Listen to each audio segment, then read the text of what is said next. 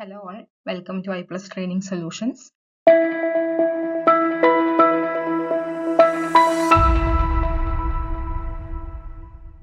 നമ്മൾ ഇന്ന് criminology and social deviance എന്ന് പറഞ്ഞ മൊഡ്യൂളിലെ സെക്കൻഡ് സെക്ഷൻ സ്റ്റാർട്ട് ചെയ്യാണ്.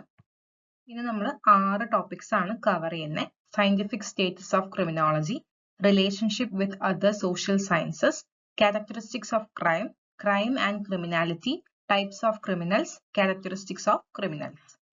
സോ നമുക്ക് ഫസ്റ്റ് ടോപ്പിക്കിലേക്ക് പോവാം. സയന്റിഫിക് സ്റ്റേറ്റസ് ഓഫ് ക്രിമിനോളജി അല്ലെങ്കിൽ ക്രിമിനോളജി ആസ് എ സയൻസ് എന്താണ് ആ ഒരു കോൺസെപ്റ്റ് കൊണ്ട് ഉദ്ദേശിക്കുന്നത് എന്ന് നമുക്ക് നോക്കാം. ക്രിമിനോളജി എന്ന് പറഞ്ഞാൽ ഇറ്റ്സ് എ സയന്റിഫിക് സ്റ്റഡി. അത് നമ്മൾ ഫസ്റ്റ് തന്നെ ഓർക്കുക, ഇറ്റ്സ് എ സയന്റിഫിക് സ്റ്റഡി. എന്തിനെ കുറിച്ചാണ് ശാസ്ത്രീയമായിട്ട് പഠിക്കുന്നത് എന്ന് ചോദിച്ചാൽ crime, criminals, criminal behaviour, criminal justice system. അതായത് കുറ്റകൃത്യം, കുറ്റവാളികൾ, ആ ഒരു കുറ്റവാസന, കുറ്റകൃത്യം ചെയ്യാനുള്ള ആ ഒരു വാസന, then the criminal justice system. നമ്മുടെ നാട്ടില് ക്രമസമാധാനം പാലിക്കാനും ഈ ഒഫൻഡേഴ്സിനെ ഹാൻഡിൽ ചെയ്യാൻ അവരുടെ ട്രയൽ, പണിഷ്മെന്റ്, ഇൻവെസ്റ്റിഗേഷൻ അതുപോലെയുള്ള കാര്യങ്ങൾ, അതുപോലെ തന്നെ ആ ഒരു ജസ്റ്റിസ് എൻഷുർ ചെയ്യാനൊക്കെ ആയിട്ട് നമ്മുടെ നാട്ടിലുള്ള ലീഗൽ ആൻഡ് ഇൻസ്റ്റിറ്റ്യൂഷണൽ മെക്കാനിസംസിനെല്ലാം കൂടിയാണ് ഈ ഒരു ക്രിമിനൽ ജസ്റ്റിസ് സിസ്റ്റം എന്ന് പറയുന്നത്. സോ ക്രിമിനോളജി എന്ന് പറഞ്ഞാൽ crime, criminals, criminal behaviour, criminal justice system, ഇത്രയും കോൺസെപ്റ്റ്സിന്റെ ഒരു സയന്റിഫിക് സ്റ്റഡിയാണ് എന്ത് ക്രിമിനോളജി എന്ന് പറയുന്നത്. അതുവഴി നമ്മൾ പഠിക്കാനായിട്ട് ഉദ്ദേശിക്കുന്നത് എന്തുകൊണ്ടൊക്കെയാണ് ഈ ഒരു കുറ്റകൃത്യങ്ങൾ നടക്കുന്നത്, എങ്ങനെയൊക്കെ ഏതൊക്കെ രീതിയിൽ നമുക്ക് അതിനെ പ്രിവെന്റ് ചെയ്യാം, പ്രതിരോധിക്കാം, അത് സംഭവിക്കാതെ നോക്കാം, എങ്ങനെയൊക്കെ ഈ ഒരു ക്രൈം കൺട്രോൾ ചെയ്യാം, അതിന് എന്തൊക്കെ മാർഗങ്ങൾ ഉപയോഗിക്കാം എന്നൊക്കെ ഉള്ളതാണ് നമ്മൾ ക്രിമിനോളജിയിൽ കവർ ചെയ്യുന്ന സ്റ്റഡി ഏരിയാസ് എന്ന് പറയുന്നത്. അതുപോലെ തന്നെ ഇതൊരു ബിഹേവിയറൽ സയൻസും ആണ്, സോഷ്യൽ സയൻസും ആണ്.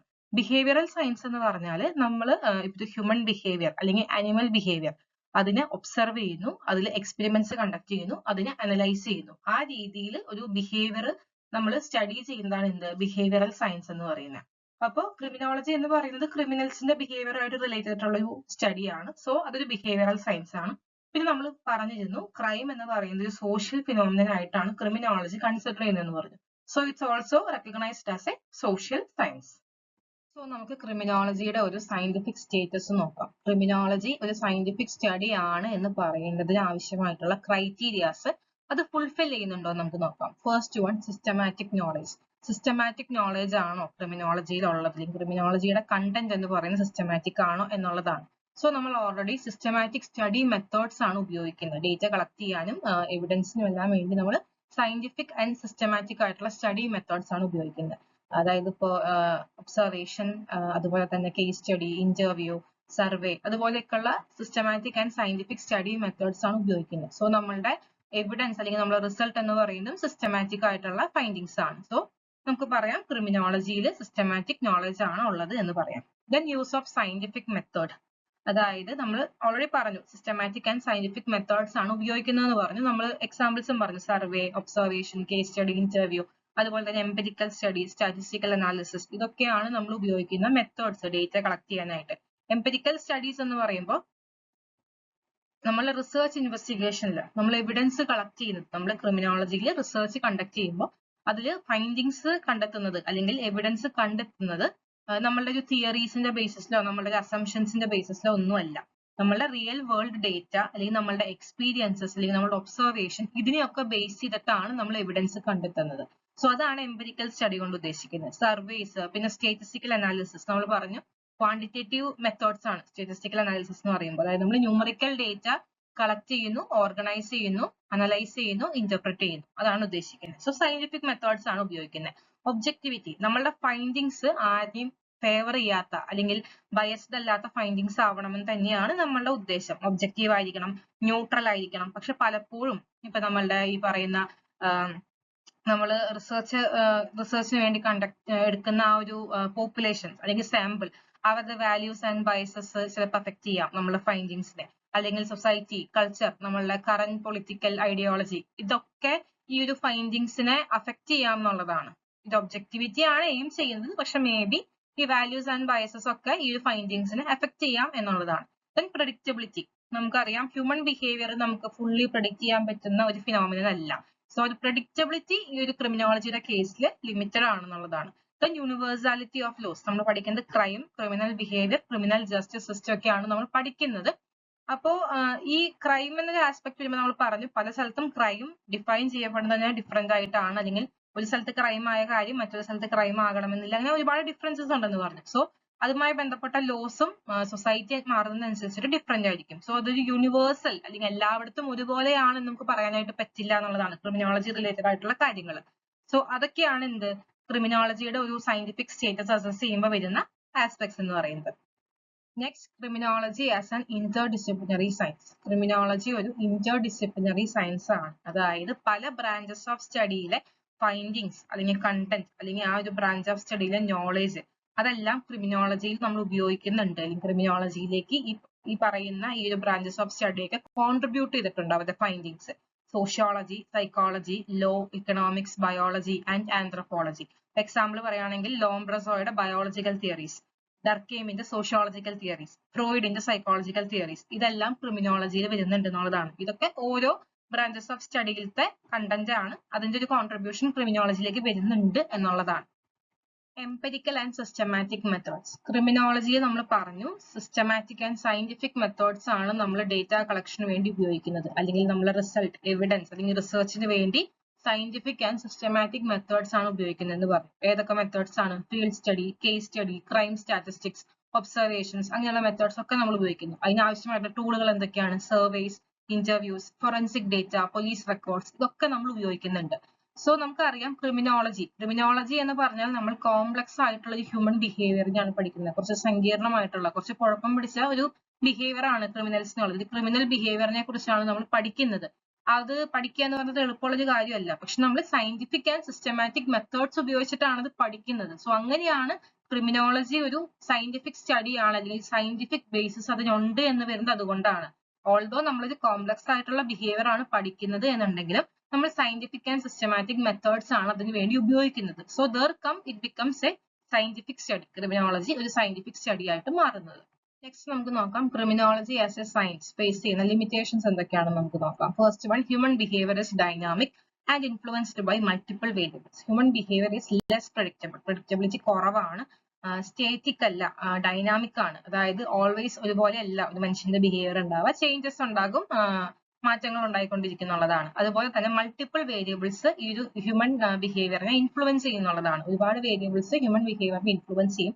എല്ലാം നമുക്ക് മനസ്സിലാക്കാൻ പറ്റണം, കണ്ടെത്താൻ പറ്റണം, മെഷർ ചെയ്യാൻ പറ്റണം നിർബന്ധമില്ല. Then difficulty in experimenting under controlled conditions like in natural sciences. Physics, chemistry ഒക്കെ പോലെയുള്ള നാച്ചുറൽ സയൻസസിലൊക്കെ നമ്മൾ എക്സ്പെരിമെന്റ്സ് കണ്ടക്ട് ചെയ്യുന്നു. കൺട്രോൾഡ് എക്സ്പെരിമെന്റ്സ് നമ്മൾ കണ്ടക്ട് ചെയ്യും. അതായത് ഒരു വേരിയബിളിനെ മാത്രം ചേഞ്ച് ചെയ്യുന്നു, ബാക്കി വേരിയബിൾസ് ഒക്കെ കോൺസ്റ്റന്റ് ആക്കി വെച്ചുകൊണ്ട്. അപ്പൊ നമുക്ക് അതിൽ എന്ത് ഫൈൻഡിങ്സ് കിട്ടും? അങ്ങനെ നമ്മൾ കണ്ടുപിടിക്കുന്ന ഒരു മെത്തേഡാണ് ഈ കൺട്രോൾഡ് എക്സ്പെരിമെന്റ്. അപ്പൊ അതുപോലെയുള്ള കണ്ടീഷൻസ് ഒന്നും നമുക്ക് ഈ ക്രിമിനോളജിയിൽ ഉപയോഗിക്കാനായിട്ട് പറ്റില്ല, അല്ലെങ്കിൽ അതിന് ബുദ്ധിമുട്ടുകളുണ്ട്, പരിമിതികളുണ്ട് എന്നുള്ളതാണ്. ദെൻ എത്തിക്കൽ കൺസേൺസ് റെസ്ട്രിക്ട് ഫുൾ എക്സ്പെരിമെന്റേഷൻ. അപ്പൊ നമുക്ക് കംപ്ലീറ്റ്ലി ഒരു എക്സ്പെരിമെന്റ് മോഡിലൊന്നും വർക്ക് ചെയ്യാൻ പറ്റണമെന്നില്ല. നമ്മൾ ഹ്യൂമൻ ബിഹേവിയറിനെയാണ് പഠിക്കാനായിട്ട് ശ്രമിക്കുന്നത്. ഇൻവോൾവ് ആയിട്ടുള്ള സബ്ജക്ട്സ് എന്ന് പറയുന്നത് ക്രിമിനൽ ബാക്ക്ഗ്രൗണ്ട് അല്ലെങ്കിൽ ക്രിമിനൽസ് അല്ലെങ്കിൽ അങ്ങനെ ഒരു ഏരിയയിലുള്ള ആൾക്കാരൊക്കെയാണ്.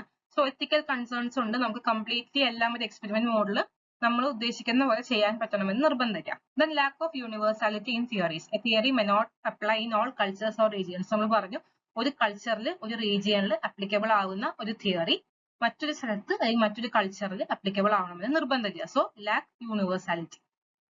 സോ നമുക്ക് നോക്കാം ഇപ്പൊ നമ്മളെ കറന്റ് ഇന്ത്യൻ കോണ്ടെക്സ്റ്റിൽ ക്രിമിനോളജിയുടെ ഒരു റെലവൻസ് അല്ലെങ്കിൽ സിഗ്നിഫിക്കൻസ് എന്താണെന്ന് നോക്കാം.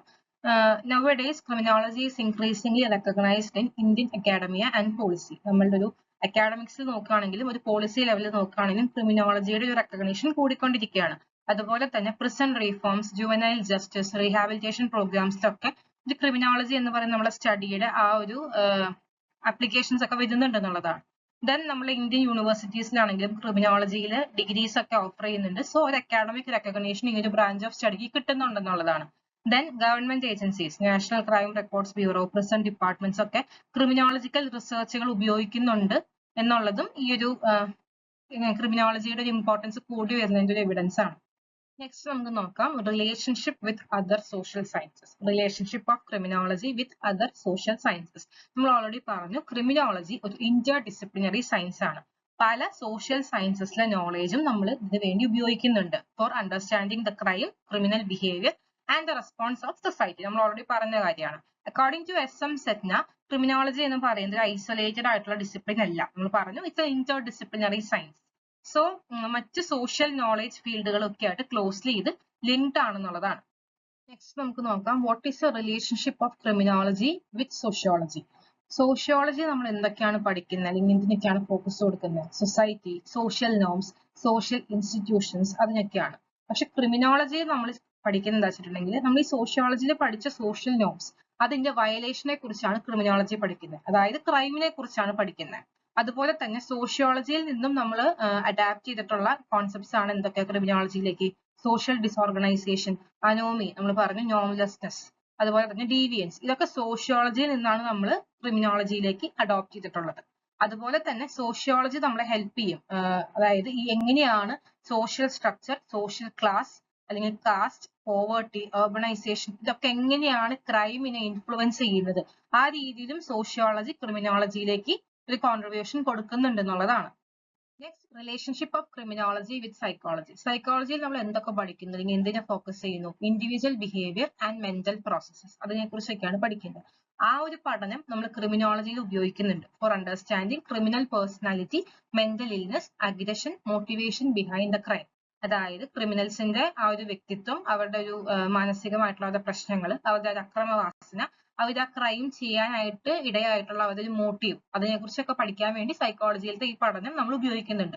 അതുപോലെ തന്നെ ഫ്രോയിഡിന്റെ psychoanalysis, behaviourism, personality theories, ഇതിന്റെയൊക്കെ ഒരു അപ്ലിക്കേഷൻ അവിടെ വരുന്നുണ്ട്, ക്രിമിനോളജിയിൽ വരുന്നുണ്ട് എന്നുള്ളതാണ്. Next, relationship of criminology with law. Criminology defines why crime happens, while law defines what crime is. Criminology എന്താ ചെയ്യുന്നത്? എന്തുകൊണ്ട് ഒരു കുറ്റകൃത്യം നടന്നു എന്നുള്ളതിനെ കുറിച്ചാണ് ക്രിമിനോളജി ഫോക്കസ് ചെയ്യുന്നത്. പക്ഷെ ലോ എന്താണ് ചെയ്യുന്നത്? നിയമം എന്താണ് ഫോക്കസ് ചെയ്യുന്നത്? എന്താണ് കുറ്റകൃത്യം, അതിനെയാണ് ലോ ഡിഫൈൻ ചെയ്യുന്നത്. അപ്പോ ഈ ഒരു ക്രൈമിനെ കുറിച്ചുള്ള ലീഗൽ ഡെഫിനേഷൻസ് ലോയിലാണുള്ളത്. അതായത് കുറ്റകൃത്യങ്ങളെ കൃത്യമായിട്ട് നിർവചിക്കുന്നത് എവിടെയാണ്? ലോയിലാണ്. അത് നമ്മളുടെ ക്രിമിനോളജിയുടെ റിസർച്ചിന് ഒരു ബേസിസ് ആയിട്ട് വരുന്നുണ്ട്, അല്ലെങ്കിൽ അതിനെ എയ്ഡ് ചെയ്യുന്നുണ്ട്, ഹെൽപ്പ് ചെയ്യുന്നുണ്ട്. ക്രിമിനോളജിക്കൽ റിസർച്ചിൽ ആ ഒരു ലീഗൽ ഡെഫിനേഷൻസ് അല്ലെങ്കിൽ ലീഗൽ ബാക്ക്ഗ്രൗണ്ട് ഹെൽപ്പ് ചെയ്യുന്നുണ്ട് എന്നുള്ളതാണ്. അതുപോലെ തന്നെ ക്രിമിനോളജി എന്ത് ചെയ്യുന്നുണ്ട്? ഈ പറഞ്ഞ ലോസ്, അതിൽ പറഞ്ഞിട്ടുള്ള പണിഷ്മെന്റ്സ്, ലീഗൽ പ്രൊസീജിയേഴ്സ്, അതിനെയൊക്കെ വ്യക്തമായിട്ട് ഇവാലുവേറ്റ് ചെയ്യുന്നുണ്ട്. എത്രത്തോളം ഇഫക്റ്റീവ് ആണ്, എഫിഷ്യന്റ് ആണ്, അങ്ങനെയുള്ള കാര്യങ്ങളൊക്കെ ഇവാലുവേറ്റ് ചെയ്യുന്നുണ്ട്. അതുപോലെ തന്നെ ലോ റിലേറ്റഡ് ആയിട്ടുള്ള പുതിയ പുതിയ റീഫോംസ് വരാൻ, മാറ്റങ്ങൾ വരാനായിട്ട് ക്രിമിനോളജി പ്രൊമോട്ട് ചെയ്യുന്നുണ്ട് എന്നുള്ളതാണ്. Next, relationship of criminology with economics.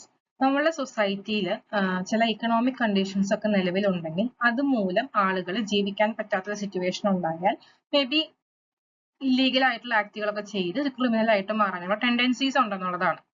Four example poverty, unemployment, income inequality, inflation, ദാരിദ്ര്യം, തൊഴിലില്ലായ്മ, നമ്മൾക്ക് ഒരേ സാഹചര്യത്തിലുള്ള ആളുകൾക്ക് രണ്ട് വരുമാനം ലഭിക്കുന്ന ഒരു അവസ്ഥ, അതുപോലെ തന്നെ പണപ്പെരുപ്പം, ഇതൊക്കെയാണ് ഈ പറഞ്ഞ ഇക്കണോമിക് കണ്ടീഷൻസ് എന്ന് പറയുന്നത്. അതുപോലെ തന്നെ ഇക്കണോമിക് റിലേറ്റഡ് ആയിട്ടുള്ള ക്രൈമുകൾ, theft, fraud, corruption, white collar crimes, ഇതിനെക്കുറിച്ചൊക്കെ നമുക്ക് ആധികാരികമായിട്ട് പഠിക്കണം എന്നുണ്ടെങ്കിൽ ഇക്കണോമിക് ആയിട്ടുള്ള ആ ഒരു നോളേജ് നമുക്ക് ആവശ്യമുണ്ടെന്നുള്ളതാണ്.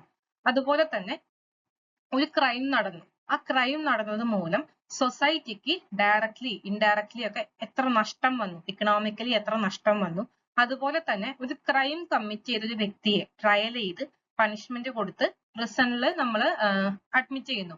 ആ പ്രിസണിൽ ആ വ്യക്തിയെ നമ്മളാണ് ആ ഒരു പണിഷ്മെന്റ് കാലയളവിൽ നമ്മളുടെ ക്രിമിനൽ ജസ്റ്റിസ് സിസ്റ്റം ആണ് നോക്കുന്നത്. അപ്പൊ ഈ പറഞ്ഞ ഫുൾ പ്രോസസ്സിന്, ട്രയൽ മുതൽ റിലീസ് വരെ ആ വ്യക്തിയെ നോക്കുന്നതിന്, ആ വ്യക്തിയുടെ കാര്യങ്ങൾ ടേക്ക് കെയർ ചെയ്യുന്നതിന് ഒരു എക്സ്പെൻസ് വരുന്നുണ്ട്. അപ്പൊ ഇങ്ങനെയുള്ള കോസ്റ്റുകൾ, ഈ ഒരു ക്രൈം മൂലം സൊസൈറ്റിക്ക് ഉണ്ടായ നഷ്ടം അല്ലെങ്കിൽ ഇമ്പാക്ട്, ഫിനാൻഷ്യൽ ഇമ്പാക്ട്, അതുപോലെ തന്നെ ഈ വ്യക്തിയെ നമ്മൾ ഈ ഒരു ഫുൾ പ്രോസസ്സിലൂടെ ഈ വ്യക്തി കടന്നു പോകുമ്പോൾ നമ്മളെ ക്രിമിനൽ ജസ്റ്റിസ് സിസ്റ്റത്തിൽ ഉണ്ടാകുന്ന ഒരു ഫിനാൻഷ്യൽ ഇമ്പാക്ട് അല്ലെങ്കിൽ കോസ്റ്റ്, ഇതിനെയൊക്കെ അനലൈസ് ചെയ്യണമെങ്കിലും ക്രിമിനോളജിയിൽ നമുക്ക് എന്ത് വേണം? ഇക്കണോമിക് ഡേറ്റ അല്ലെങ്കിൽ ഇക്കണോമിക് ബേസിസ് വേണം എന്നുള്ളതാണ്.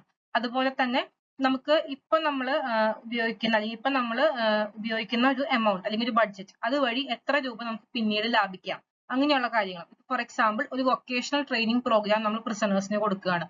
അതായത് ഒരു 1 crore ബഡ്ജറ്റിലുള്ള ഒരു പ്രോഗ്രാം. ഈ പ്രോഗ്രാം അറ്റൻഡ് ചെയ്താൽ ഭാവിയിൽ അവർ വീണ്ടും ഒരു റീഒഫൻഡർ ആയിട്ട് വരാനുള്ള ചാൻസസ് കുറവാണ്. നമ്മളിപ്പോ 1 crore എക്സ്പെൻസ് ഉപയോഗിക്കുന്നു, അല്ലെങ്കിൽ ആ ഒരു 1 crore ഉപയോഗിച്ചിട്ട് ഈ ഒരു ട്രെയിനിങ് പ്രോഗ്രാം കൊടുക്കുന്നു. അതുവഴി ഭാവിയിൽ അവർ വീണ്ടും ഒഫൻഡർ ആയിട്ട് വന്നാൽ ഇവരെയൊക്കെ ടേക്ക് കെയർ ചെയ്യാനായിട്ട് ആവശ്യമായിട്ടുള്ള ഒരു 5 crore ആണെങ്കിൽ ആ ഒരു എമൗണ്ട് നമ്മൾ അവിടെ സേവ് ചെയ്യുന്നു. അതൊക്കെയാണ് ഈ ഒരു ക്രിമിനോളജിയിൽ നമ്മുടെ ഇക്കണോമിക്സിന്റെ ഒരു ആപ്ലിക്കേഷൻ ആയിട്ട് വരുന്ന കാര്യങ്ങൾ. Next, relationship of criminology with political science.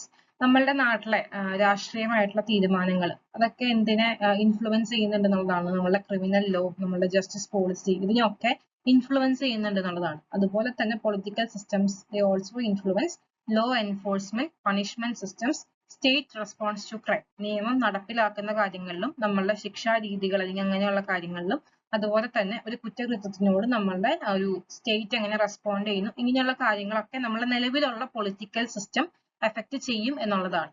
അതുപോലെ തന്നെ ക്രിമിനോളജിയിൽ ഈ പറഞ്ഞ പൊളിറ്റിക്കൽ റിലേറ്റഡ് ആയിട്ടുള്ള crimes, state violence, terrorism, corruption, അഴിമതി, ഇതിനെക്കുറിച്ചൊക്കെ ക്രിമിനോളജി പഠിക്കുന്നുണ്ട് എന്നുള്ളതാണ്. സോ അതാണ് ക്രിമിനോളജിയും പൊളിറ്റിക്കൽ സയൻസും ആയിട്ടുള്ള ഒരു റിലേഷൻ എന്ന് പറയുന്നത്. Relationship of criminology with anthropology. Anthropology എന്ന് പറഞ്ഞാൽ മനുഷ്യൻ എങ്ങനെയാണ് ജീവിക്കുന്നത്, ചിന്തിക്കുന്നത്, അവരുടെ സംസ്കാരം എങ്ങനെ ഉണ്ടായി, അങ്ങനെയൊക്കെയുള്ള കാര്യങ്ങളെ കുറിച്ച് ആധികാരികമായിട്ട് പഠിക്കുന്ന ഒരു പഠനശാഖയാണിത് ആന്ത്രപ്പോളജി എന്ന് പറയുന്നത്. സോ ഈ മനുഷ്യരുടെ കൾച്ചറൽ, ട്രൈബൽ പ്രാക്ടീസസ് ഒക്കെ നമുക്ക് മനസ്സിലാക്കാനായിട്ട് നമ്മളെ ഹെൽപ്പ് ചെയ്യുന്നത് ആന്ത്രപ്പോളജി എന്ന് പറയുന്ന സയന്റിഫിക് സ്റ്റഡിയാണ്. അതുപോലെ തന്നെ ആന്ത്രപ്പോളജിയിലാണ് എങ്ങനെയാണ് കൾച്ചറൽ വാല്യൂസ് ക്രൈമിനെ അഫക്ട് ചെയ്യുന്നത്, അല്ലെങ്കിൽ എങ്ങനെയാണ് കൾച്ചറൽ വാല്യൂസ് ക്രൈമിനെ ഡിഫൈൻ ചെയ്യുന്നത് കൃത്യമായിട്ട് ആന്ത്രപ്പോളജിയിൽ പറയുന്നുണ്ട്. അതുപോലെ തന്നെ നമ്മളുടെ ഇപ്പോഴുള്ള ഒരു ക്രിമിനൽ ജസ്റ്റിസ് സിസ്റ്റം വരുന്നതിന് മുൻപ് പണ്ട് എങ്ങനെയാണ് ഇപ്പോ ഒരു ആളൊരു കുറ്റം ചെയ്താൽ അയാളെ എങ്ങനെ ശിക്ഷിക്കുന്നു, എന്ത് ശിക്ഷ കൊടുക്കുന്നു, നമ്മളുടെ ട്രൈബൽ കമ്മ്യൂണിറ്റീസിലൊക്കെ എന്തൊക്കെയായിരുന്നു പണ്ട് കാലത്തുണ്ടായിരുന്ന കുറ്റങ്ങൾ, അതുപോലെ തന്നെ കിൻ ബേസ്ഡ് പണിഷ്മെന്റ്സ്, അതായത് ഒരു ട്രൈബൽ ഗ്രൂപ്പിൽ ഒരു വ്യക്തി ഒരു തെറ്റ് ചെയ്താൽ അതിനുള്ള ശിക്ഷ അയാൾ മാത്രമല്ല അയാളുടെ ഫാമിലി മെമ്പേഴ്സും കൂടെ അനുഭവിക്കണം, അങ്ങനെയൊക്കെയുള്ള രീതികളൊക്കെ ഉണ്ടായിരുന്നു. അതിനെക്കുറിച്ചൊക്കെ ആധികാരികമായിട്ട് നമുക്ക് പഠിക്കാൻ പറ്റുക ആന്ത്രപ്പോളജിയിലാണ്. അതുപോലെ തന്നെ ക്രിമിനൽ ഇൻവെസ്റ്റിഗേഷൻസ് അല്ലെങ്കിൽ ക്രിമിനോളജിയിൽ ഈ ഒരു ഫോറൻസിക് ആന്ത്രപ്പോളജി ഹെൽപ്പ് ചെയ്യുന്നുണ്ടെന്നുള്ളതാണ്. അതായത് ഇപ്പോൾ ഈ ഹ്യൂമൻ സ്കെലറ്റൻസിനെ കുറിച്ചൊക്കെ ഇപ്പോൾ ഹ്യൂമൻ സ്കെലറ്റൻ കിട്ടിയാൽ അതിന് ഒരു ഇൻവെസ്റ്റിഗേഷനിൽ ആ ഒരു ഹ്യൂമൻ സ്കെലറ്റനെ കുറിച്ചുള്ള ഇൻവെസ്റ്റിഗേഷനിൽ ഫോറൻസിക് ആന്ത്രപ്പോളജിയുടെ ആപ്ലിക്കേഷൻ വരുന്നുണ്ടെന്നുള്ളതാണ്. നെക്സ്റ്റ് നമുക്ക് നോക്കാം, what are the characteristics of crime. നമ്മൾ ഓൾറെഡി ഡിസ്കസ് ചെയ്ത കാര്യങ്ങളൊക്കെ തന്നെയാണ്, ഒന്നുകൂടെ റിപ്പീറ്റ് ചെയ്യുന്നേ ഉള്ളൂ. First one, crime it's A social phenomenon. ഒരു സാമൂഹിക പ്രശ്നം അല്ലെങ്കിൽ ഒരു സാമൂഹിക പ്രതിഭാസമാണ് ക്രൈം, നമ്മൾ ഓൾറെഡി പറഞ്ഞ കാര്യമാണ്. Then it involves violation of law. ഒരു നിയമലംഘനം അവിടെ നടക്കുന്നുണ്ട്, അതൊരു ക്രൈം ആണ് എന്നുണ്ടെങ്കിൽ. ദെൻ എ ഹ്യൂമൻ ആക്ട്, നമ്മൾ പറഞ്ഞു ഒരു ബോധപൂർവമുള്ള ഒരു ഫിസിക്കൽ ആക്ട് അല്ലെങ്കിൽ ഒരു വോളണ്ടറി ഹ്യൂമൻ ആക്ട് ആയിരിക്കണം എന്ന് നമ്മൾ പറഞ്ഞു.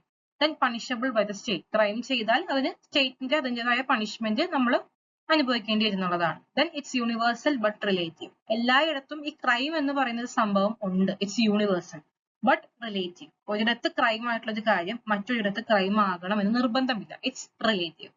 ദെൻ നമ്മൾ ഓൾറെഡി പറഞ്ഞിട്ടുള്ള കാര്യമാണ് intent, mens rea and act, actus Riyas.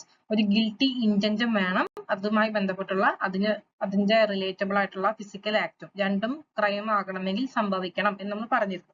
Then crime is always against the social order. ഇതൊക്കെ നമ്മൾ പറഞ്ഞ കാര്യങ്ങളാണ്. ദെൻ ഒരു ആക്ട് ക്രൈം ആകണമെങ്കിൽ സ്റ്റേറ്റ് അത് ക്രൈം ആണെന്ന് ഡിഫൈൻ ചെയ്യണം, അതിന് തക്കതായ പണിഷ്മെന്റും ഉണ്ടായിരിക്കണം.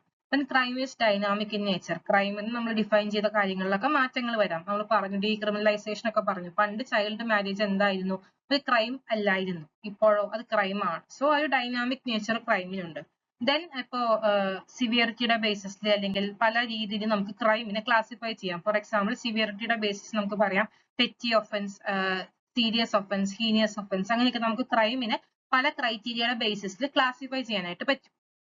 സോ നെക്സ്റ്റ് വരുന്നത് ക്രൈം ആൻഡ് ക്രിമിനാലിറ്റി. ഇത് തമ്മിലുള്ള ഡിഫറൻസ് ആണ് നമുക്കിവിടെ പഠിക്കാനുള്ളത്. പക്ഷെ ക്രൈം നമ്മൾ ഓൾറെഡി പഠിച്ചു, എന്താണ് ക്രൈം, അതിന്റെ ഫീച്ചേഴ്സ് എന്തൊക്കെയാണ്, ഒരു ആക്ടിനെ ക്രൈം എന്ന് വിളിക്കണമെങ്കിൽ എന്തൊക്കെയാണ് അതിന്റെ എസെൻഷ്യൽ കമ്പോണൻസ് ആയിട്ട് വരേണ്ടത്, 7 എസെൻഷ്യൽ കമ്പോണൻസ് ഫുൾഫിൽ ചെയ്താലാണ് ഒരു ആക്ട് ക്രൈം ആവുക, ഇങ്ങനെയുള്ള കാര്യങ്ങളൊക്കെ നമ്മൾ പഠിച്ചു. നമുക്ക് അപ്പൊ ഇനി ക്രിമിനാലിറ്റി എന്താണെന്ന് നോക്കാം. Criminality it is a tendency or inclination to commit crimes. കുറ്റകൃത്യങ്ങൾ ചെയ്യാനായിട്ടുള്ള താല്പര്യം അല്ലെങ്കിൽ പ്രവണത, അങ്ങനെയുള്ള കാര്യങ്ങളാണ് നമ്മൾ എന്തെന്ന് പറയാ, ക്രിമിനാലിറ്റി എന്ന് പറയാം. ക്രിമിനോളജിയിൽ ഇതിനെക്കുറിച്ച് പഠിക്കുന്നുണ്ട്. എന്തിനാണെന്ന് വെച്ചിട്ടുണ്ടെങ്കിൽ എന്തുകൊണ്ടാണ് ആളുകൾ കുറ്റകൃത്യങ്ങൾ ചെയ്യുന്നത് എന്ന് മനസ്സിലാക്കാൻ വേണ്ടിയിട്ട് ക്രിമിനോളജിയിൽ ഈ ഒരു ക്രിമിനാലിറ്റിയെ കുറിച്ച് പഠിക്കുന്നുണ്ട്.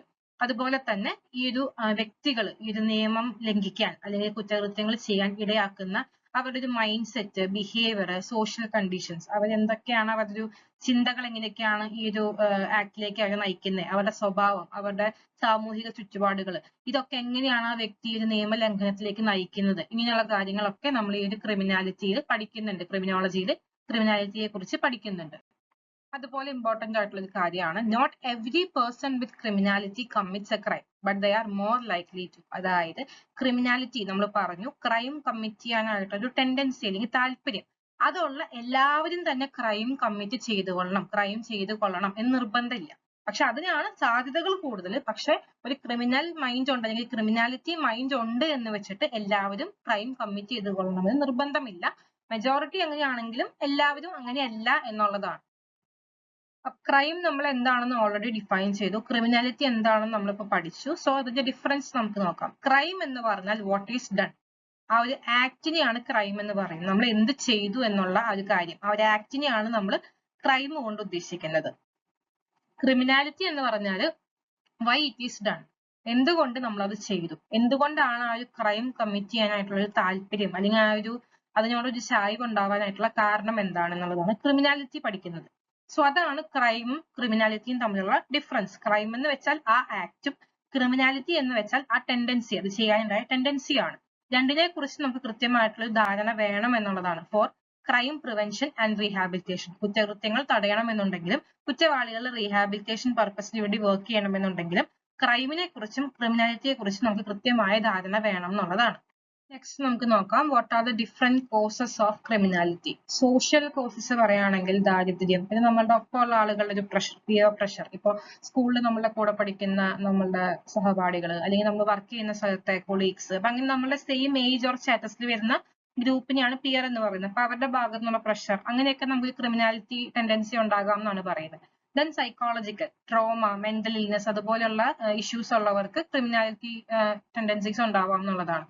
ദെൻ ബയോളജിക്കൽ, അത് കംപ്ലീറ്റ്ലി നമുക്കത് ശരിയാണെന്ന് പറയാനായിട്ട് പറ്റില്ല. ഒരു ക്രിമിനൽ ടെൻഡൻസി ഉള്ള വ്യക്തികൾക്ക് ഉണ്ടാകുന്ന മക്കൾക്ക് അങ്ങനെ ഒരു ക്രിമിനൽ ടെൻഡൻസി ഉണ്ടാകാം എന്നൊക്കെ പറയപ്പെടുന്നു. അത് കംപ്ലീറ്റ്ലി അതൊരു ട്രൂ ആയിട്ടുള്ള ഒരു കാര്യമൊന്നും അല്ല.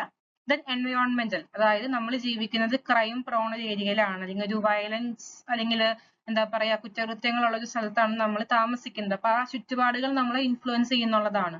ദെൻ ഇക്കണോമിക്, അൺഎംപ്ലോയ്മെന്റ്, ഇനീക്വാളിറ്റി ഒക്കെ ഫേസ് ചെയ്യുന്ന വ്യക്തികൾ ലേറ്റർ ഒരു ക്രിമിനാലിറ്റിയിലേക്ക് പോകാം എന്നൊക്കെ ഉള്ളതാണ് പറയുന്നത്. നെക്സ്റ്റ് നമുക്ക് നോക്കാം what are the different types of criminals. First one habitual criminals, അതായത് റിപ്പീറ്റഡ് ആയിട്ട് ക്രിമിനൽ ആക്ടുകൾ ചെയ്യുന്ന, വൺസ് ഒഫൻഡർ ആയ അല്ലെങ്കിൽ വൺസ് ക്രിമിനൽ ആയ വ്യക്തിയല്ല, റിപ്പീറ്റഡ് ആയിട്ട് ക്രിമിനൽ ആക്ട് ചെയ്യുന്ന വ്യക്തികളെയാണ് നമ്മൾ ഹാബിച്വൽ ക്രിമിനൽസ് എന്ന് പറയുന്നത്. ഇവർക്ക് ഓഫൺ ഒരു ലോങ് ക്രിമിനൽ റെക്കോർഡ് ഉണ്ടാവും, ഇവർ ചെയ്ത ഒരുപാട് ആക്ടുകൾ ഉണ്ടാവും, ക്രിമിനൽ ആക്ടുകൾ ഉണ്ടാവും. അപ്പോൾ അവരുടെ ക്രിമിനൽ റെക്കോർഡ് എന്ന് പറയുന്നത് ഒരു ഹ്യൂജ് ആയിട്ടുള്ള അല്ലെങ്കിൽ ലോങ് ആയിട്ടുള്ള ക്രിമിനൽ റെക്കോർഡ് അവർക്ക് ഉണ്ടാവും. അതുപോലെ തന്നെ ഡിസ്പ്ലേ റെസിസ്റ്റൻസ് ടു റീഫോം, ഒരു മാറ്റം അവർക്ക് കൊണ്ടുവരിക എന്ന് പറയുന്നത് കുറച്ച് ബുദ്ധിമുട്ടുള്ള ഒരു കാര്യമാണ്. അവർ ആ ഒരു റീഫോം ആക്ടിവിറ്റീസിനോടൊന്നും ഒരു താല്പര്യം കാണിക്കില്ല. They often resist to reform, അതായത് അവർക്കൊരു മാറ്റം കൊണ്ടുവരാൻ നമ്മൾ എത്രയൊക്കെ ശ്രമിച്ചാലും അവർ അതിനോട് സഹകരിക്കണമെന്നോ യോജിക്കണമെന്നോ നിർബന്ധമില്ല. They commit crimes out of habit, അവരുടെ ഒരു സ്വഭാവമായി മാറി, അവരുടെ ഒരു പേഴ്സണാലിറ്റിയിൽ ആ ഒരു സംഭവം ഇന്റേണലൈസ്ഡ് ആയി എന്നുള്ളതൊക്കെയാണ്. ഓഫൺ ഈ ഇത്തരത്തിലുള്ള ആൾക്കാരൊക്കെ സൊസൈറ്റിക്ക് വളരെ ഡേഞ്ചറസ് ആയിട്ട് മാറുന്ന വ്യക്തികളാണ്. കാരണം നമുക്ക് റീഫോർമേഷൻ നടത്താനൊക്കെ ലിമിറ്റേഷൻ ഉണ്ട്. റിപ്പീറ്റഡ് ആയിട്ട് ക്രൈം ചെയ്യുന്നവരാണ്. അവരുടെ സ്വഭാവത്തിൽ അതങ്ങ് മിക്സ് ആയി എന്നുള്ളതാണ്, അല്ലെങ്കിൽ അത് സ്വഭാവമായിട്ട് മാറുക എന്നുള്ളതാണ് ക്രൈം കമ്മിറ്റ് ചെയ്യുക എന്നുള്ളത്. So that's about habitual criminals. Next category ആണ് പ്രൊഫഷണൽ ക്രിമിനൽസ്, അതായത് ക്രൈം ചെയ്യുക എന്നുള്ളത് അവരുടെ ഒരു കരിയർ ആയിട്ട് അവർ ചൂസ് ചെയ്തതാണ്, അല്ലെങ്കിൽ ജീവിക്കാൻ വേണ്ടി അവർ ഒരു പെർട്ടിക്കുലർ ക്രിമിനൽ ആക്ട് ചെയ്ത് ജീവിക്കാം എന്ന് തീരുമാനിച്ച വ്യക്തികൾ. ഇവർ യൂഷ്വലി ഹൈലി സ്കിൽഡ് ആയിരിക്കും. ഇവർ ഇൻവോൾവ് ആയിട്ടുള്ള ക്രിമിനൽ ആക്ടിൽ അവർക്ക് ആവശ്യമായിട്ടുള്ള സ്കിൽ സെറ്റും എക്സ്പെർട്ടീസും ഒക്കെ അവർക്ക് ഉണ്ടായിരിക്കും. അവരൊരു ക്രൈം കമ്മിറ്റ് ചെയ്യുന്നതിന് മുൻപ് ഡീറ്റെയിൽ ആയിട്ട് അത് പ്ലാൻ ചെയ്തിട്ടാണ് അത് എക്സിക്യൂട്ട് ചെയ്യുക. അത്തരത്തിലുള്ള ആൾക്കാരെയാണ് ഉദ്ദേശിക്കുന്നത്. ഇപ്പോ ഫോർജേഴ്സ്, ഈ കള്ളയാധാരം ഉണ്ടാക്കുന്ന ആൾക്കാർ, അല്ലെങ്കിൽ കള്ളയൊപ്പിടുന്ന വ്യക്തികൾ, ദെൻ സ്മഗ്ലേഴ്സ്, കള്ളക്കടത്തുകാര്, ദെൻ സൈബർ ക്രിമിനൽസ്, അതായത് ഡിജിറ്റൽ വേൾഡിലുള്ള different kinds of cyber crimes. അപ്പൊ അതൊക്കെ ഈ പ്രൊഫഷണൽ ക്രിമിനൽസിൽ വരുന്ന എക്സാമ്പിൾസ് ആണ്. നെക്സ്റ്റ് വരുന്ന ഒരു കാറ്റഗറിയാണ് ഓർഗനൈസ്ഡ് ക്രിമിനൽസ്. ഇവർ ക്രിമിനൽ ഗ്യാങ്ങുകളുടെ അല്ലെങ്കിൽ സിൻഡിക്കേറ്റുകളുടെ ഒക്കെ ഭാഗമായിട്ടാണ് പ്രവർത്തിക്കുക. ഇതിൽ ഓരോ മെമ്പേഴ്സിനും ക്ലിയർ ആയിട്ടുള്ള റോളുകൾ ഉണ്ടാവും, കൃത്യമായിട്ടുള്ള പ്ലാനിങ്ങുകളോട് കൂടിയാണ് ഇവർ ഓപ്പറേറ്റ് ചെയ്യുന്നത്. അതുപോലെ ഒരു ഹയറാർക്കി സിസ്റ്റം ഫോളോ ചെയ്യുന്ന ഒരു കാറ്റഗറി ഓഫ് ക്രിമിനൽസ് ആണ്. അവര് ട്രാഫിക്കിംഗ്, മനുഷ്യക്കടത്ത്, കോൺട്രാക്ട് കില്ലിംഗ്, ആളുകളെ കൊല്ലാനായിട്ട് കരാറെടുക്കുക, ദെൻ എക്സ്റ്റോർഷൻ, കവർച്ച, ഇങ്ങനെയുള്ള ക്രൈംസിലൊക്കെയാണ് ഒരു മെജോറിറ്റി അല്ലെങ്കിൽ ജനറലി ഇൻവോൾവ് ആവുന്നത്. നെക്സ്റ്റ് കാറ്റഗറി ആണ് വൈറ്റ് കോളർ ക്രിമിനൽസ്. അതായത് വൈറ്റ് കോളർ ക്രൈം എന്ന് ഉദ്ദേശിക്കുന്നത് വ്യക്തികൾ അവരുടെ ഒരു പ്രൊഫഷണൽ റോളിൽ അവർ വർക്ക് ചെയ്യുന്ന സ്ഥാപനത്തിൽ ചെയ്യുന്ന കുറ്റകൃത്യങ്ങൾ. അതൊരു വയലന്റ് നേച്ചറുള്ള കുറ്റകൃത്യങ്ങളല്ല, ബേസിക്കലി പണമിടപാടാണ് ഉദ്ദേശിക്കുന്നത്. അതായത് ഇപ്പൊ തട്ടിപ്പുകള്, അഴിമതി, കൈക്കൂലി വാങ്ങുക, അങ്ങനെയുള്ള കാര്യങ്ങള്. പിന്നെ നമ്മളുടെ സ്ഥാപനത്തിലെ പൈസ നമുക്ക് അർഹതപ്പെട്ടതല്ല, നമ്മൾ എന്തെങ്കിലുമൊക്കെ ഫ്രോഡ് മെത്തേഡ്സ് ഒക്കെ ഉപയോഗിച്ചിട്ട് നമ്മൾ ആ പൈസ കൈക്കലാക്കുക, അങ്ങനെയൊക്കെയുള്ള കാര്യങ്ങളാണ് ഈ ഒരു കാറ്റഗറിയിൽ വരുന്നത്. ഈ ഒരു വൈറ്റ് കോളർ ക്രിമിനൽസ് എന്നുള്ളൊരു ടേം പോപ്പുലറൈസ് ചെയ്തത് എഡ്വിൻ സദർലൻഡ് ആണ്. അത് നമ്മുടെ ഇന്ത്യൻ കോണ്ടെക്സ്റ്റിൽ ഒരു ഇക്കണോമിക് ഒഫൻഡേഴ്സുമായി ബന്ധപ്പെട്ടിരുന്ന കാര്യമാണ്. നമ്മളായിരിക്കുന്ന സ്ഥാപനത്തിലെ പണമിടപാടുമായിട്ട് ബന്ധപ്പെട്ട് ബേസിക്കലി വരുന്ന ക്രൈമുകളെയാണ് വൈറ്റ് കോളർ ക്രൈംസ് എന്ന് ഉദ്ദേശിക്കുന്നത്. നെക്സ്റ്റ് കാറ്റഗറിയാണ് ജുവനൈൽ ഡെലിൻക്വൻസ്. അതായത് കുറ്റകൃത്യങ്ങൾ ചെയ്യുന്ന 18 വയസ്സിന് താഴെയുള്ള കുട്ടികൾ, അവരെയാണ് നമ്മൾ ജുവനൈൽ ഡെലിൻക്വൻസ് എന്ന് പറയുന്നത്. ഇവരുടെ കേസസ് ഹാൻഡിൽ ചെയ്യുന്നത് juvenile justice care and protection act 2015. ആ ഒരു ആക്ടിനെ ബേസ് ചെയ്തിട്ടാണ് ഇവരുടെ കേസസ് ഹാൻഡിൽ ചെയ്യുന്നത്. ഇവിടെ നമ്മൾ കൂടുതൽ ഇമ്പോർട്ടൻസ് കൊടുക്കുന്നത് ഇവർക്ക് പണിഷ്മെന്റ് കൊടുത്ത് നന്നാക്കുക, അങ്ങനെയൊന്നല്ല നമ്മൾ ഉദ്ദേശിക്കുന്നത്. ഇവരുടെ റീഹാബിലിറ്റേഷൻ വഴി ഇവർക്കൊരു റീഫോർമേഷൻ ഉണ്ടാക്കുക, അതാണ് നമ്മൾ ഉദ്ദേശിക്കുന്നത്. Focus is on rehabilitation, not punishment. Next category ആണ് psychopathic or emotionally unstable criminals. Mental illness മൂലം, ഇമോഷണലി സ്റ്റേബിൾ അല്ലാത്തത് മൂലം, ഇമോഷണൽ ഇൻസ്റ്റെബിലിറ്റി ഉള്ളത് മൂലം, അല്ലെങ്കിൽ പേഴ്സണാലിറ്റി ഡിസോർഡേഴ്സ് ഉള്ളത് മൂലം വ്യക്തികൾ ക്രൈമുകൾ കമ്മിറ്റ് ചെയ്യുന്നു. അങ്ങനെ ക്രൈമുകൾ കമ്മിറ്റ് ചെയ്യുന്ന വ്യക്തികളെയാണ് നമ്മൾ psychopathic or emotionally unstable criminals എന്ന് പറയുന്നത്. നമ്മൾ ഈ സൈക്കോ ഇൻവെസ്റ്റിഗേഷൻ മൂവീസ് ഒക്കെ കാണുന്ന അതിലുള്ള ആ ഒരു കാറ്റഗറി തന്നെയാണ് ഉദ്ദേശിക്കുന്നത്. ഇവര് ബേസിക്കലി ഇമ്പൾസീവ് ആയിരിക്കും, സാഡിസ്റ്റിക് ആയിരിക്കും എന്നുള്ളതാണ്. അതായത് എടുത്തു ചാടിയാണ് ഇവരുടെ കാര്യങ്ങൾ ചെയ്യുക, ഒരു ചിന്തിച്ചിട്ടല്ല ഒരു പ്രവർത്തിക്കുക, വളരെ ഇമ്പൾസീവ് ആയിരിക്കും. അതുപോലെ തന്നെ നമ്മൾ ആരോടെങ്കിലും ഒരു ക്രുവൽറ്റി ചെയ്ത് അവർക്കുണ്ടാകുന്ന ആ ബുദ്ധിമുട്ട് കണ്ട് സന്തോഷിക്കുന്ന ഒരു സാഡിസ്റ്റിക് മൈൻഡ് ഒക്കെ ആയിരിക്കും ഇവർക്ക് ഉണ്ടാവുക എന്നുള്ളതാണ്. നെക്സ്റ്റ് വരുന്നത് കാറ്റഗറിയാണ് പൊളിറ്റിക്കൽ ക്രിമിനൽസ്. അതായത് ഒരു പൊളിറ്റിക്കൽ അല്ലെങ്കിൽ ഒരു ഐഡിയോളജിക്കൽ മോട്ടീവോട് കൂടി കുറ്റകൃത്യങ്ങൾ ചെയ്യുക ആ ഒരു ഫീൽഡിൽ, അതായത് രാഷ്ട്രീയ ഉദ്ദേശത്തോടു കൂടി കമ്മിറ്റ് ചെയ്യുന്ന ക്രൈമുകളാണ് ഉദ്ദേശിക്കുന്നത്. അതിപ്പോ എന്തൊക്കെ ഇൻക്ലൂഡ് ആവുമെന്ന് വെച്ചിട്ടുണ്ടെങ്കിൽ ഈ ഒരു രാജ്യദ്രോഹം, തീവ്രവാദം, ദേശവിരുദ്ധ പ്രവർത്തനങ്ങൾ, അതൊക്കെ ഈ ഒരു കാറ്റഗറിയിൽ പെടുന്നുള്ളതാണ്. സംടൈംസ് ഇങ്ങനെയുള്ള ക്രിമിനൽസ് എന്ന് പറയുന്നത് ഈ വിപ്ലവകാരികൾ അല്ലെങ്കിൽ പ്രതിഷേധിക്കുന്ന വ്യക്തികൾ, അതൊക്കെ ഈ ഒരു കാറ്റഗറിയിൽ പെടും എന്നുള്ളതാണ്. നെക്സ്റ്റ് കാറ്റഗറി ആണ് സെക്ഷൽ ഒഫൻഡേഴ്സ്. അതായത് rape, molestation, sexual abuse, child pornography, ഇങ്ങനെയുള്ള ക്രൈമുകളിൽ ഏർപ്പെടുന്ന ക്രിമിനൽസിനെയാണ് നമ്മൾ സെക്ഷൽ ഒഫൻഡേഴ്സ് എന്ന് പറയുന്നത്. അപ്പൊ ഇത്തരത്തിലുള്ള ആൾക്കാരെ ട്രീറ്റ് ചെയ്യുന്നത് വിത്ത് specific legal and correctional frameworks. ഇപ്പൊ കുട്ടികളുടെ ഒരു ആസ്പെക്ടിൽ പറയുകയാണെങ്കിൽ കുട്ടികൾക്കെതിരെ ഇപ്പൊ ഈ പറഞ്ഞ ക്രൈമുകളൊക്കെ ചെയ്യുന്നവരെ നമ്മൾ പോക്സോ ആക്ട് വെച്ചിട്ടാണ് പണിഷ് ചെയ്യുന്നതും ട്രയൽ ചെയ്യുന്നതും ഒക്കെ. അഡൾട്ടിനാവുമ്പോൾ another set of legal and correctional frameworks ഉണ്ട്. നെക്സ്റ്റ് വരുന്നത് ക്യാരക്ടറിസ്റ്റിക്സ് ഓഫ് ക്രിമിനൽസ്. എന്തൊക്കെയാണ് കുറ്റവാളികളായിട്ടുള്ള വ്യക്തികളുടെ സവിശേഷതകൾ അല്ലെങ്കിൽ അവരുടെ ഒരു പ്രത്യേകതകൾ എന്നൊക്കെ നമുക്ക് നോക്കാം. വയലേഷൻ ഓഫ് ലോ, അവരെന്താ ചെയ്യുന്നത്? നിയമം ലംഘിക്കുകയാണ് ചെയ്യുന്നത്. നമ്മൾ ക്രൈമിന്റെ ക്യാരക്ടറിസ്റ്റിക്സ് പറഞ്ഞത് സിമിലർ ആയിട്ടുള്ള കാര്യങ്ങളൊക്കെ തന്നെയാണ്. Presence of mens rea, guilty mind ഉണ്ടാവണം എന്ന് നമ്മൾ പറഞ്ഞു. ഡീവിയൻ ബിഹേവിയർ, നമ്മൾ പറഞ്ഞു ക്രൈം കാണിക്കുന്ന വ്യക്തികൾക്കൊക്കെ ഡീവിയൻ ബിഹേവിയർ ആണെന്ന് നമ്മൾ പറഞ്ഞു. ഹാബിച്വൽ പാറ്റേൺസ്, പലർക്കും അതായത് ഒരു ഹാബിറ്റിന്റെ ഭാഗമായിട്ടാണ് അവർ ക്രൈം കണ്ടക്ട് ചെയ്യുന്നത് നമ്മൾ പറഞ്ഞു. Then lack of social control, ഇങ്ങനെയുള്ള വ്യക്തികൾക്ക് ഒരു സോഷ്യൽ കൺട്രോൾ ഉണ്ടാവില്ല, അവരവരുടെ ഇഷ്ടത്തിനനുസരിച്ചിട്ടാണ് പ്രവർത്തിക്കുന്നത്. ഇങ്ങനെയുള്ള ആളുകൾക്ക് എമ്പതി വളരെ കുറവായിരിക്കും എന്നുള്ളതാണ്. അതായത് സഹാനുഭൂതി, ഞാനിപ്പോ ചെയ്ത ഈ ഒരു ക്രൈം മൂലം അയാൾക്ക് ഈ ഒരു ബുദ്ധിമുട്ടുണ്ടായി, മറ്റൊരാൾ എന്നോട് ഇതേ കാര്യമാണ് ചെയ്തതെങ്കിൽ എനിക്കും എന്തുമാത്രം ബുദ്ധിമുട്ടുണ്ടാവും, അങ്ങനെയൊന്നും ചിന്തിക്കാനുള്ളൊരു കപ്പാസിറ്റി ഒന്നും അവർക്ക് ഉണ്ടാവില്ല. അതിന് റിമോഴ്സ്, കുറ്റബോധം ഒന്നും ഉണ്ടാവില്ല എന്നുള്ളതാണ്. ഓക്കെ, ഞാൻ ഈ ചെയ്തത് വലിയ തെറ്റായി പോയി, ഈ വ്യക്തിക്ക് അതുപോലെ ഇത്രയും ബുദ്ധിമുട്ടുകൾ ഉണ്ടായി, അല്ലെങ്കിൽ ഞാൻ ചെയ്തത് വളരെ മോശമാണ്, അങ്ങനെയൊന്നും ചിന്തിക്കാനുള്ളൊരു കേപ്പബിലിറ്റി അവർക്ക് ഉണ്ടാവില്ല. ദെൻ ഇവരുടെ ക്രിമിനൽ ബിഹേവിയറിനെ ഇവരായിരുന്ന എൻവയോൺമെന്റ് വളരെയധികം ഇൻഫ്ലുവൻസ് ചെയ്തിട്ടുണ്ട് എന്നുള്ളതാണ്. ഫോർ എക്സാമ്പിൾ, ഇപ്പൊ നമ്മൾ നോക്കിയാൽ അറിയാം, ഈ ക്രിമിനൽ ബാക്ക്ഗ്രൗണ്ട് ഉള്ള വ്യക്തികൾ അല്ലെങ്കിൽ ക്രിമിനൽ ആയിരുന്ന വ്യക്തികളുടെ ഒരു ചൈൽഡ്ഹുഡ് അത്ര നല്ലതായിരിക്കണമെന്നില്ല, അല്ലെങ്കിൽ അവർ കടന്നുപോയ സാഹചര്യങ്ങൾ, മെന്റൽ ട്രോമ, അങ്ങനത്തെ ഒക്കെ ഇഷ്യൂസ് അവർക്ക് ഉണ്ടായിട്ടുണ്ടാവും. സോ അത് എൻവയോൺമെന്റ് ഇവരെ വളരെയധികം ഇൻഫ്ലുവൻസ് ചെയ്തിട്ടുണ്ടെന്നുള്ളതാണ്. ദെൻ ഇമ്പൾസീവ്നെസ് ഓർ അഗ്രഷൻ, ഇത് വളരെ ഇമ്പൾസീവ് ആയിരിക്കും, ചിന്തിച്ചിട്ടാവില്ല പ്രവർത്തിക്കുക. ഇതിന്റെ ഭവിഷ്യത്ത് എന്താണ്, കോൺസിക്വൻസ് എന്താണ്, അതൊന്നും ചിന്തിച്ചിട്ടാവില്ല പ്രവർത്തിക്കുക. അവർക്ക് അപ്പം തോന്നുന്ന ആ ഒരു ഇമോഷൻ അവർ എക്സ്പ്രസ് ചെയ്യുക, അല്ലെങ്കിൽ അവർ ആക്ട് ചെയ്യുക, ഇതൊക്കെയാണ് അവരുടെ പ്രത്യേകത എന്ന് പറയുന്നത്. പിന്നെ അക്രമ സ്വഭാവമൊക്കെ ആയിരിക്കും, അഗ്രഷൻ ഉണ്ടായിരിക്കും. Then manipulative or deceptive. Manipulative, ആൾക്കാരെ പെട്ടെന്ന് കയ്യിലെടുക്കാനൊക്കെ ആയിട്ട് വളരെയധികം കഴിവുള്ള വ്യക്തികളൊക്കെ ആയിരിക്കും. അതായത് ഇപ്പോ ഈ ഒരു എക്കണോമിക് റിലേറ്റഡ് ഒക്കെ ആയിട്ടുള്ള ക്രൈമാണ്, അവരെ പറഞ്ഞ് വിശ്വസിപ്പിക്കാനൊക്കെ ആയിട്ട് ഭയങ്കര കഴിവുണ്ടായിരിക്കും. ആൾക്കാരെ പറ്റിക്കാൻ ഭയങ്കരമായിട്ട് കഴിവുള്ള വ്യക്തികളായിരിക്കാം, ഡിസെപ്റ്റീവ് ആയിരിക്കാം. പിന്നെ they all vary by type, അതായത് not all criminals are the same. എല്ലാവരും ഒരേപോലെയല്ല, എല്ലാ ക്രിമിനൽസും ഒരുപോലല്ല. അവര് വ്യത്യസ്തരായിരിക്കും. അവരുടെ ഒരു മോട്ടീവ്, മെത്തേഡ്, അവർ വരുന്ന ബാക്ക്ഗ്രൗണ്ട്, അവരുടെ മെന്റൽ സ്റ്റേറ്റ്, അവരാ ചെയ്യുന്ന ക്രൈമിന്റെ സ്വഭാവം, അതിലൊക്കെ എല്ലാവരും ഡിഫറെന്റ് ആയിരിക്കും എന്നുള്ളതാണ്.